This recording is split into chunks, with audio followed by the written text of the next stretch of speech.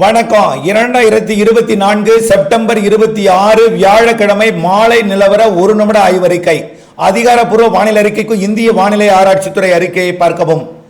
நேற்றைக்கு வடகடலோரம் சென்னை உட்பட கனமழை பொழிவை கொடுத்திருக்கிற நிலையில இன்றைக்கும் கண்டிப்பாக மழை உண்டு.